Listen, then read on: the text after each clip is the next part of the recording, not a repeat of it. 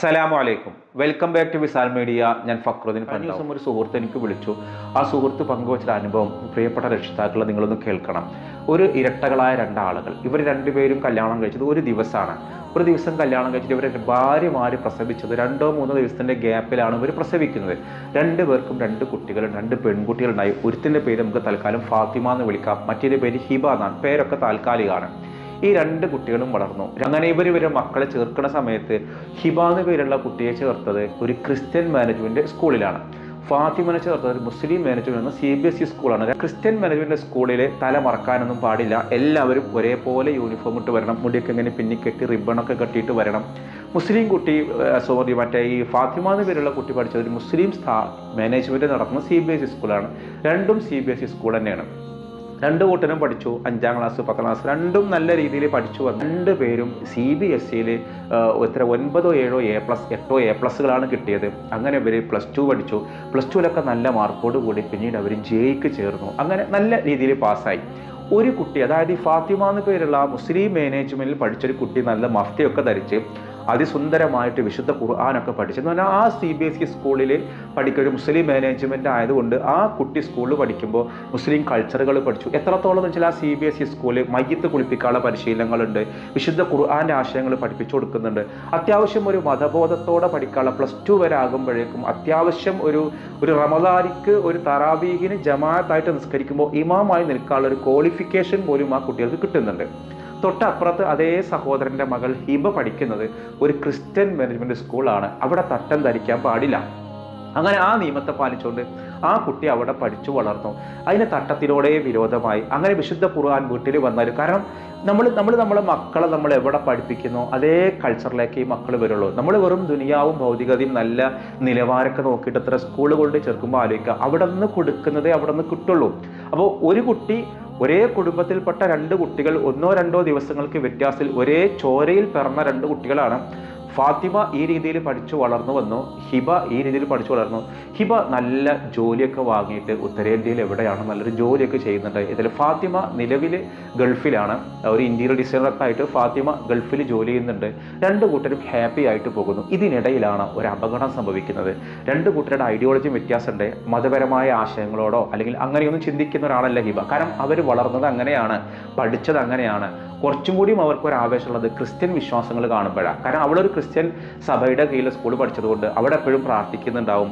ആ പ്രാർത്ഥനകളും കാര്യങ്ങളൊക്കെയാണ് നമ്മൾ കൂടുതൽ കണ്ടതും കേട്ടതും പരിശീലിച്ചതും. വീട്ടുകാരാണെങ്കിൽ അത്തരം ഭൗതികതയോട് താല്പര്യമുള്ള ആളുകളായിരുന്നു. അങ്ങനെ ഒരു ദിവസം ഒരു അപകടത്തിൽ ഈ ഒരു ഹിബയുടെ ഫാദർ മരിച്ചു. ഹിബയുടെ ഫാദർ മരണപ്പെട്ടു. അതോടുകൂടി കുടുംബക്കാരെല്ലാവരും കൂടി അന്ന് ആ ഒരു ദിവസം ഹിബയുടെ ഉപ്പാക്കാണെങ്കിൽ ഒരേ ഒരു മകളേ ഉള്ളൂ. ഹിബ എന്നീ മകൾ മാത്രമേ ഉള്ളൂ. ആ ഉപ്പ മരണപ്പെട്ടൊരു ദിവസം ആ കുടുംബമാകെ തകർന്നു നിൽക്കുന്ന സമയമാണ്. ആ സമയത്ത് ഉപ്പാടെ മയ്യത്ത് സമയത്ത് സ്ത്രീകൾ മയ്യത്ത് നിസ്കരിക്കാൻ നേതൃത്വം നിൽക്കുന്നുണ്ട്.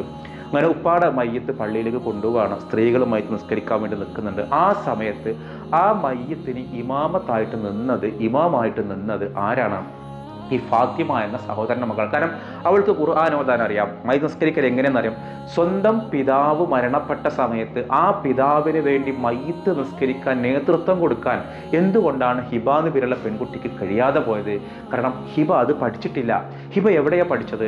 ഹിബക്ക് ഒരുപാട് ഭൗതികമായ വിജ്ഞാനങ്ങൾ അറിയാം, ഒരുപാട് അറിവുകളുണ്ട്. പക്ഷെ ആ അറിവുകളൊന്നും തൻ്റെ പിതാവ് നിസ്സഹായനായിട്ട് മരണപ്പെട്ട് കിടക്കുമ്പോൾ ആ മനുഷ്യന് വേണ്ടി ഒരു പ്രാർത്ഥന നടത്താനുള്ള അറിവ് ആര് നേടിയിട്ടില്ല? ഹിബ നേടിയിട്ടില്ല. പക്ഷെ ഫാത്തിമ ഒരു മുസ്ലിം മാനേജ്മെന്റ് സ്കൂളിൽ പഠിച്ചു. അവിടെ നിന്ന് പ്രാർത്ഥനകൾ പഠിച്ചു, എങ്ങനെ നമസ്കരിക്കേണ്ടെന്ന് പഠിച്ചു. അതിൻ്റെ കാര്യങ്ങളൊക്കെ പഠിച്ചതുകൊണ്ട് എളാപ്പാക്ക് വേണ്ടിയിട്ട് ആര് നമസ്കരിച്ചു? ഈ ഒരു ഫാത്തിമ നമസ്കരിച്ചു. ഇനി അവിടെ നിന്ന് വിശുദ്ധ ഖുർആൻ ഓതുന്ന സമയത്ത് ഹിബ അന്തം വിട്ടിരിക്കാൻ, ഹിബ ആകെ കണ്ണീരിലാണ്. ഹിബക്ക് പ്രാർത്ഥിക്കുന്നുണ്ട്, മനസ്സിൽ പ്രാർത്ഥിക്കുന്നുണ്ട്. പക്ഷേ വിശുദ്ധ ഖുർആനിലെ യാസീൻ്റെ കുറച്ച് ഭാഗങ്ങളല്ലാതെ വേറെ ഒന്നും ഓതുന്നില്ല. അവിടെ കുടുംബക്കാരായ ആളുകൾ, പുറത്ത് ഉസ്താദുമാർ മുതഅല്ലിമീങ്ങൾ ഓതുന്നുണ്ട്, അകത്ത് പെണ്ണുങ്ങളിരുന്ന് ഓതുന്നുണ്ട്. പക്ഷെ അവിടെയൊക്കെ ഹിബ തിരിച്ചറിയാണ്, ഞാൻ പഠിച്ചത് എന്തിനാണ് എൻ്റെ ഉപ്പ ഒരു ക്രിസ്ത്യൻ മാനേജ്മെന്റ് സ്ഥാപനത്തിൽ കൊണ്ടുപോയി ചേർത്തത്? എൻ്റെ കൂടെ ഉണ്ടായിരുന്ന ഫാത്തിമയെ പോലെ ഒരു മുസ്ലിം മാനേജ്മെന്റിൽ കൊണ്ടുപോയി ചേർത്തിരുന്നെങ്കിൽ ഇന്ന് എൻ്റെ ഉപ്പാക്ക് വേണ്ടി വിശുദ്ധ ഖുർആൻ തെറ്റുകൂടാതെ എനിക്ക് ഓതാമായിരുന്നു, എൻ്റെ ഉപ്പാക്ക് വേണ്ടി പ്രാർത്ഥിക്കാമായിരുന്നു. അവിടുത്തെ മൗലിദ് സദസ്സുകൾ വെറും കാഴ്ചക്കാരനായിട്ട് നോക്കി നിൽക്കേണ്ടതില്ലായിരുന്നു. ആരാണ് കുറ്റക്കാരൻ? ആ പിതാവല്ലേ സ്വന്തം മകളെ ഭൗതികത മാത്രം നോക്കിയിട്ട് പഠിപ്പിച്ചത്. ഒരു ക്രിസ്ത്യൻ മൈനർ സ്കൂളിൽ പഠിപ്പിക്കുന്നത് മോശമാണെന്നല്ല ഞാൻ പറഞ്ഞത്. തല മറക്കാൻ പാടില്ലാത്ത രീതിയിലുള്ള ഒരു തരത്തിലുള്ള മതചിഹ്നങ്ങൾ മോശമാണെന്ന് പറയുന്ന ഒരു സ്ഥാപനത്തിൽ പഠിപ്പിച്ചൊരു കുട്ടി വളർന്നു വന്നാൽ എത്രയേ സംഭവിക്കുള്ളൂ? ഇതുപോലൊരു ഹിബയായിട്ടേ മാറുള്ളൂ.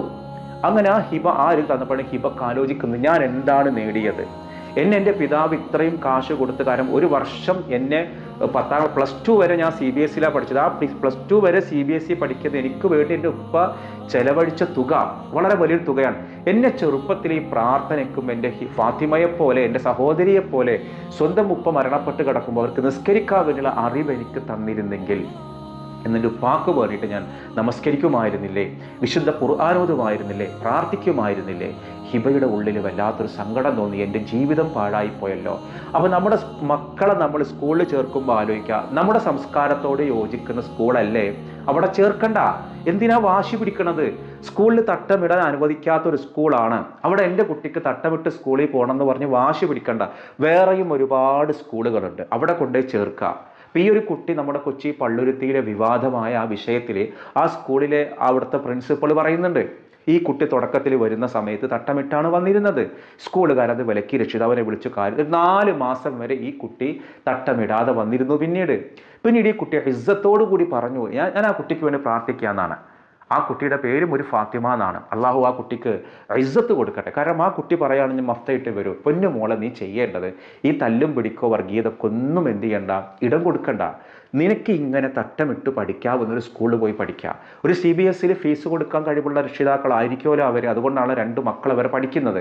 കുറച്ചും കൂടി നല്ല ബെറ്റർ, നമ്മൾ ദുനിയാവ് മാത്രമാണ് ബെറ്റർ എന്ന് കരുതുമ്പോഴാണ് നല്ല വിജയശതമാനം. നമ്മൾ ആലോചിക്കുക, നമ്മുടെ ലൈഫിൽ A+, നമുക്ക് വലുത് A+ ആണല്ലോ.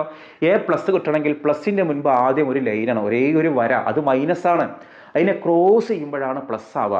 ഈ മൈനസ് എന്ന് പറഞ്ഞാൽ ലൈഫിൻ്റെ മുന്നോട്ടുള്ള ഈ വിജയങ്ങളുടെ ഈ പോക്കാണ്. അത് മാത്രമാണ് ഭൗതികത എന്ന് നിങ്ങൾ നോക്കുന്നെങ്കിൽ അത് മൈനസാണ്.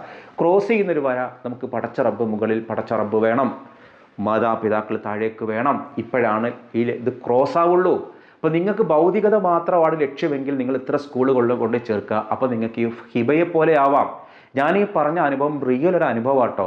അയാൾ പങ്കുവച്ചിട്ട് ഇത് പറയണ്ട സാറേ, ഇത് നിങ്ങൾ കേൾക്കട്ടെ, പുതിയ തലമുറ കേൾക്കട്ടെ. ഇന്ന് ആ ഒരു ഹിബയുടെ വീട്ടുകാർക്ക് മനസ്സിലായി, ഹിബക്ക് മനസ്സിലായി, ഞങ്ങൾ പഠിക്കേണ്ടിയിരുന്നത് ഇത്തരം ഒരു സ്ഥാപനത്തിലായിരുന്നുവെന്ന്. കന്യാസ്ത്രീകളും തലമറക്കുന്നുണ്ട്, അവിടെ വരുന്നൊരു മുസ്ലിം പെൺകുട്ടിയും തലമറക്കുന്നുണ്ട്. 2 കൂട്ടരും മറക്കുന്നത് ഇബ്രാഹിമീയ മതങ്ങൾ, അതായത് ക്രിസ്തു മതത്തിലും ജൂതമതത്തിലും ഒക്കെ ഈ തലമറക്കലുണ്ട്. ജൂതമതങ്ങൾ അത് വലിയ നിർബന്ധമില്ല, വളരെയധികം മതചിട്ടകൾ പാലിക്കുന്ന ആളുകൾ മാത്രമേ ചെയ്യാറുള്ളൂ. അവരെ സെനഗോഗിൽ പോകണമെങ്കിൽ, പള്ളിയിൽ പോകണമെങ്കിൽ തലമറക്കണം. ക്രിസ്ത്യൻ മതങ്ങളിൽ ഈ സഭയുടെ ആളുകളായിട്ടുള്ള ശിരോവസ്ത്രം എന്താ പറയുക, ഈ സന്യാസം സ്വീകരിച്ച കന്യാസ്ത്രീകൾ മാത്രമാണ് ആ മതനിയമങ്ങൾ പാലിക്കാറ്.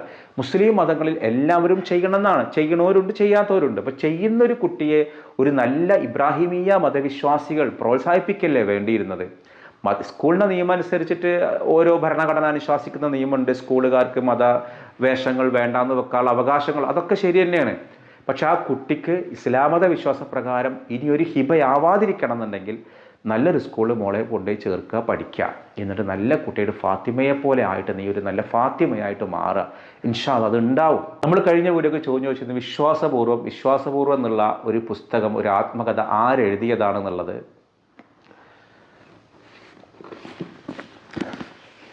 ഇതാണ് വിശ്വാസപൂർവ്വം എന്നുള്ളൊരു ബുക്ക്. കാണാലോ. ഇത് എഴുതിയ മഹാപണ്ഡിതൻ കാന്തപുരം അബൂബക്കർ മുസ്ലിയാർ. ഇത് എഴുതിയാണ് ശരി. ഞാനിത് എൻ്റെ ഈ പുസ്തകം ഉണ്ട്, അതുകൊണ്ടാണ് ഞാൻ ചോദിച്ചത്. സത്യത്തിൽ ഈ പുസ്തകത്തിൻ്റെ ഞാൻ 4-5 പേജ് ഞാൻ വായിച്ചിട്ടുള്ളൂ, പിന്നെ വായിച്ചിട്ടില്ല. ഞാനിന്ന് ചോദിക്കുന്നൊരു ചോദ്യം, കന്യാസ്ത്രീകൾ നടത്തുന്ന കൊച്ചി പള്ളുരുത്തിയിലെ സ്കൂളിലേക്ക് തലമറച്ചിട്ടാണ് ഈ കുട്ടി വന്നത്. ഈ കുട്ടി വന്നപ്പോൾ ആ കുട്ടിയെ പുറത്താക്കിയ മാനേജ്മെൻറ്റ് നടപടി ശരിയാണെന്ന് നിങ്ങൾ വിശ്വസിക്കുന്നുണ്ടോ? എന്താണ് നിങ്ങൾക്ക് ഇതിലെ അഭിപ്രായം? അതാണ് ചോദ്യം. ആ ഉത്തരവാണ് നിങ്ങൾ കമൻറ്റ് ചെയ്യേണ്ടത്. മറ്റൊരു ദിവസം മറ്റൊരു വീഡിയോയുമായി വീണ്ടും കാണാം. അസ്സലാമു അലൈക്കും.